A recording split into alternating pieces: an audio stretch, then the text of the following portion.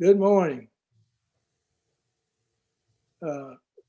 This is our last pre-recorded lesson. I have the honors. I want to tell you, both the Pines class and the Maloney class, that the Pines class will meet 9:45 face-to-face at the Pines in the Davidson room. And the Maloney class, at least for the summer, will meet in the parlor, the church parlor, the usual meeting place. That, John tells me, is going to change to a different place, but that's not until September. So let's see. Our lesson today is the wrap up of, it's my honor to be the wrap up of our spring set of lessons, number 13, by the way, in numbers of lessons, on the prophets. And it was somewhat of a question mark to me, how in the world the book of Jonah and the whale, which everybody knows a little bit about, at least the animated kind of story, how in the world that is a nice way to end the study on the prophets. And I was delighted to see what our lesson writer, whose last name is G-E-E, what she says about that. Just the opening sentence in our lesson book, and I'm reading from there. She says, Jonah was a prophet during the reign of Jeroboam II. But the next sentence was a bombshell for me, and I was glad to see it. The book of Jonah is a work of fiction. Boom, right there, it hit me. Well, if this is a book of fiction, then what is the lesson writer choosing about the story that Jonah doesn't represent a person in history? What in the world is the author of the book of Jonah? What's the purpose? Why is this person writing what he's writing? I assume it's a male. And the reason, if we could figure that out, then who is the audience then ought to appear? To whom is this addressed? And I found some interesting things, and the trigger for my search to find what to make of this lesson is the part of the scripture which is taken out of the scripture lesson as sort of the thing to remember for this Sunday. And here it is, I quote, "When God saw what they did, the people in the Nineveh, the wicked city, how they turned from their evil ways." They were Nineveh is an evil city, and just about everything bad about it, about any city, would be true. So he says, when God saw that they turned from their evil ways, God, excuse me, God changed his mind about the calamity that he said he would bring upon them, namely that God was going to destroy Nineveh, and in parenthesis, think like the destruction of Jerusalem, close parenthesis. God changed his mind about the calamity that he had said would bring upon them, and he did not do it. That stuck in my craw. I wondered how we could worship a God that changed his mind, said he was going to do one thing, and then decided to do something else. That, as I said, sticks in my craw. It's not a God like a God of the universe, a God that plans to do something and then decides the next moment, based on human circumstances, not to do it. Well, the question then I set about to solve was, what is there an interpretation of this book as to why the author wrote it and to whom he was writing, that would relieve me of this thing about worshiping a God that changed his mind. Now, the next thing to consider then would be, how about our lesson book and the lesson writer? What was how did she handle that? And she just ignored it and saw that the reason for writing was to show a compassionate God, which of course is a good interpretation of this. Mine, as far as I know, is an outlier. I only got a hint of what I ended up doing for my interpretation. I got a hint of that only from the Interpreter's Bible. The Interpreter's. What is the name of the thing? The layman's interpretation of the Bible. Okay, so let's go through the facts or what the story is and see. I'll tell you along the way how I interpret this so as to make the God changing his mind okay. And here we go.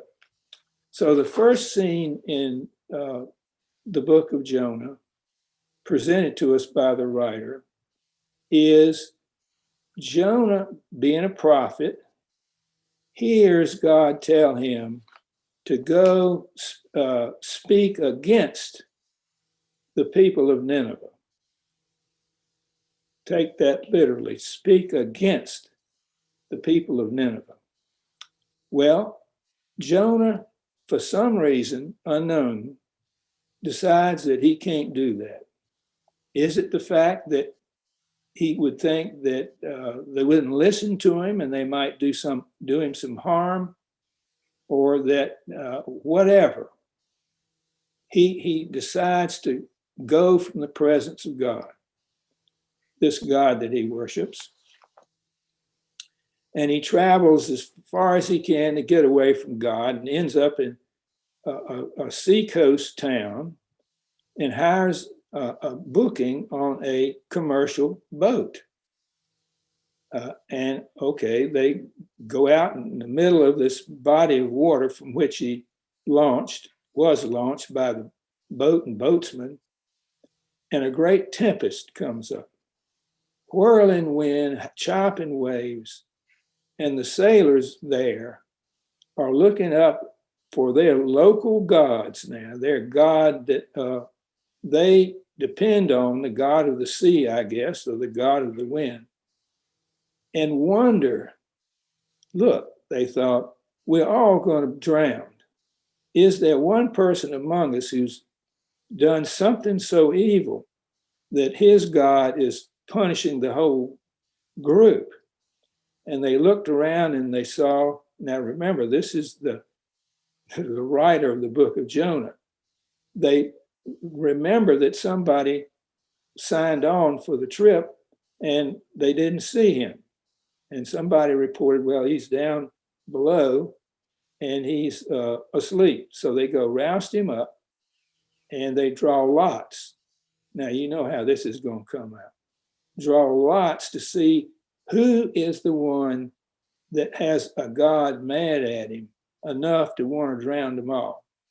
And of course, Jonah comes up with a short stick, as it were. And he confesses. He tells them exactly why he's there, trying to get away from his God, and that is disobeying God. And so he decides, he says, well, the only way to appease God is to sacrifice me. And it sounds really like a selfless deed, and the sailors didn't particularly go for that, but they thought better of it when they considered it was either everybody drowns or just Jonah. So what happens? They throw Jonah over. He goes under, and immediately the wind ceases. What happens? The sailors rejoice to the God Jehovah, this Hebrew's God, for stopping the tempest and they all converted. Now that I think is important. These heathen people admit that their God is not strong enough to stop a tempest, and it must be that the God of the Hebrew did act and was able to act and was able to stop the tempest. Okay. Next scene, and there's a lot of irony here. Jonah gets swallowed by a whale. All right. He is at the bottom of this ocean in the belly of a whale. Now, if you were the writer of a book like this and wanted to make the audience absolutely clear that this is as far away from God as is possible on planet Earth, you would choose this. And the writer did choose this. And what does Jonah do? He prays to this God from whom he's been fleeing and finds and I guess assumes that this God knows where he is and asks for forgiveness. And of course, he resurfaces. The Bible actually says he vomits for Jonah onto the dry land. Okay. Next scene. Jonah reports that he's had another vision of an encounter with God. And this time, God tells him to go to Nineveh to speak, not against Nineveh, but that he would be with him and tell him what to say. That is significant. As against what happened in the first encounter, Jonah heard God tell him that he was going to destroy Nineveh. All right. What happens? Well, just as in the case of the sailors, unable to get their gods to do anything, hearing the word from Jonah, from the king on down, they all repent. And then I'll reread what happens. When God saw what they did, they repented. How they turned from their evil ways. God changed his mind about the calamity that he had said would bring upon them, and he did not do it.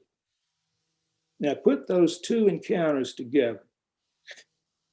Each one of them, I claim, the writer of the book of Jonah is showing that Jonah didn't get the right word. His prophecy was inerrant. And the proof is that God had to change his mind in order to make this thing come out. So I'm seeing this piece, this book written by what we don't have a name for him, wrote the book of Jonah, is telling the very people he's talking to, and these are false, quote unquote, prophets who in exile are still angry with God for destroying Jerusalem. And this Nineveh non-destruction is what makes Jonah angry, and he does. He's angry as soon as it's clear that God isn't going to destroy it. What Jonah's interpretation for that is that God changed his mind, but the writer is writing to these people who still have this notion of a local God and trying to convince them that they don't see God as big enough to destroy one time and not destroy another time. That he is a God for all. He's a universal God, not just a local God. Now, the lesson writer has said that this was written post-exile. So he was, the writer was aware of the Deuteronomic historians. And that, they wrote all at least the Torah wrote it down during exile. And that was their epiphany, that they saw that God was a universal God and not the God, for example, of Mount, what is the name? Mount Carmel, I think. You remember the contest between Jehovah and all the Baal gods was set up on Mount, I'm going to call it Carmel. It's probably something else. Anyway, they wrote that. That's in First Kings, and that was certainly something that Deuteronomic historians had written. And so they were conscious of this tribal God, this local God, the God possessed by the Israeli, by the Hebrews, the God who lived in Jerusalem, whose place of residence was in the Holy of Holies in Jerusalem, the God who went to battle in an ark carried by the people as sort of the ammunition that was going to preserve them in battle. That God is those who continue to preach that God, I'm thinking. Now, again, I'm back to the writer in this piece of fiction. Friction is probably right. Fiction, that he's preaching to them to tell them, look, your discomfort with the fact that Jerusalem was destroyed and Nineveh wasn't. What's up? And they could be angry. On the other hand, other people back from exile. Now, remember, when you come back from exile, you're looking for a place to live, and the old home place is now either torn down or occupied by somebody else. So they had to be grumbling. And they had to be people who were telling, look, God is punishing us right on. And so we tell you it's okay to be mad. Or to those people who are not mad about it, but are giving up on God, that maybe God isn't real, that God couldn't stop the destruction. And that's despair. And in either one of those cases, I think the writer of Jonah is telling these people who continue to believe that and to pass the word that that is the case, that they're wrong. And in a word, there are false prophets. And I can believe that part of the message then is, look, what are we trying to do here in post-exile? We're trying to build back, build the temple, rebuild the temple, find places to live. And you guys are part of the problem here, the discomfort and the anger and the despair. Don't be part of the problem, be part of the solution. That is the interpretation, I think, if you adopt it, then God didn't change his mind. God, that's the false prophet. Jonah just didn't hear it right. He first heard that I'm going to destroy Nineveh. And then when he doesn't destroy it, it had to be that God changed his mind, if you're talking about a tribal God. Okay. So we're down to, let's see, where do we leave them? Nothing happens. But when Jonah leaves Nineveh, he wants to camp outside of the city, and it's a big city. So he's at least a couple of miles from the center of it, and wait and see what God does, if God actually goes through and destroys it. And God knows, the writer of the second of Jonah knows that that Jonah is out there, and so God will show compassion, as the lesson writer would emphasize, shows compassion on Jonah and has some sort of a shade tree grow over him. So he's protected from the elements.